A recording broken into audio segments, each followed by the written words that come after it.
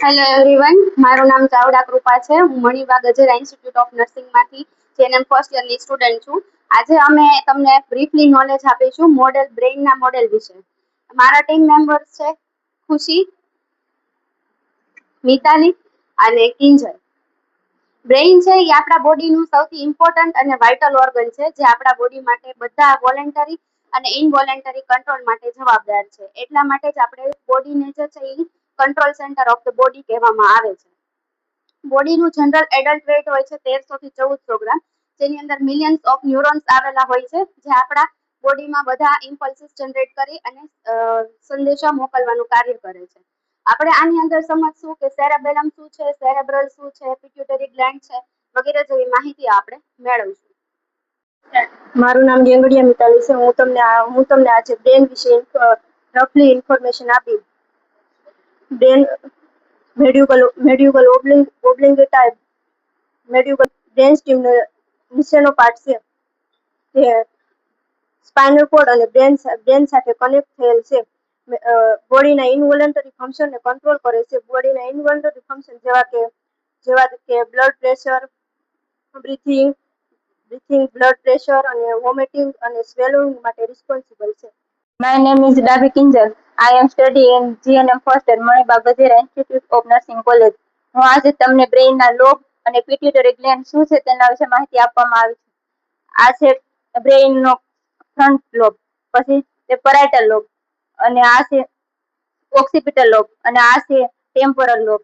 Frontal lobe છે એ બ્રેઇનનો most first part છે, સ્ટાર્ટિંગનો part કહેવામાં આવે છે, અને તેમાં રીઝનિંગ, સ્પીચ, લર્નિંગ બધા માટે રિસ્પોન્સિબલ છે. તેથી તેને મોટર કોર્ટેક્સ પણ કહેવામાં આવે છે.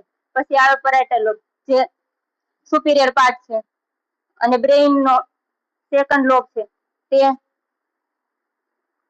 સેકન્ડ લોબ છે, જે ટચ, પેઇન અને ટેમ્પરેચરને ફીલ કરે છે અને સેન્સરી મેસેજને રિસીવ કરે છે. તેથી તેને સેન્સરી કોર્ટેક્સ કહેવામાં આવે છે. પછી આવે છે ઓક્સિપિટલ લોબ. ઓક્સિપિટલ લોબ આઈ અને વિઝન માટે રિસ્પોન્સિબલ છે, તેથી તેને વિઝ્યુઅલ કોર્ટેક્સ કહેવામાં આવે છે. અને પછી આવે છે ટેમ્પોરલ લોબ. ટેમ્પોરલ લોબ ઈયરની ઉપર આવેલો ભાગ છે અને બ્રેઇનનો લેટરલ લોબ છે. તે હિયરિંગ અને સ્મેલ માટે રિસ્પોન્સિબલ છે, તેથી તેને ઓડિટરી કોર્ટેક્સ કહેવામાં આવે છે. પછી હું આ પિટ્યુટરી ગ્લેન્ડ. પિટ્યુટરી ગ્લેન્ડ છે જે પી સાઇઝની હોય છે, અને તે બધા હોર્મોન્સને કંટ્રોલ કરે છે, તેથી તેને માસ્ટર ગ્લેન્ડ કહેવામાં આવે છે. તે ઘણા બધા હોર્મોન્સને રિલીઝ કરે છે, જેમ કે ગ્રોથ હોર્મોન. ગ્રોથ હોર્મોન બોડીના ગ્રોથને મેન્ટેન કરે છે અને કંટ્રોલ કરે છે. FSS, LS. એફએસએસ મીન્સ કે ફોલિકલ સ્ટિમ્યુલેટિંગ હોર્મોન, અને એલએસ મીન્સ લ્યુટીન હોર્મોન, જે છે સિક્રેટ કરે છે. તે રિપ્રોડક્ટિવ સિસ્ટમને કંટ્રોલ કરે છે, અને તેમાં હેલ્પફુલ છે.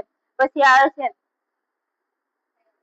થાઇરોઇડ, ટીએચએસ એટલે થાઇરોઇડ સ્ટિમ્યુલેટિંગ હોર્મોન, જે ટીએચએસ રિલીઝ કરે છે, અને થાઇરોઇડ ગ્લેન્ડ તેને સ્ટિમ્યુલેટ કરે છે.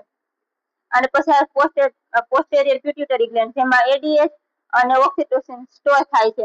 અને પછી આવે છે પ્રોલેક્ટિન હોર્મોન, જે ચાઇલ્ડ બર્થ પછી મિલ્કનું પ્રોડક્શન કરાવવામાં હેલ્પફુલ છે. Function of brain.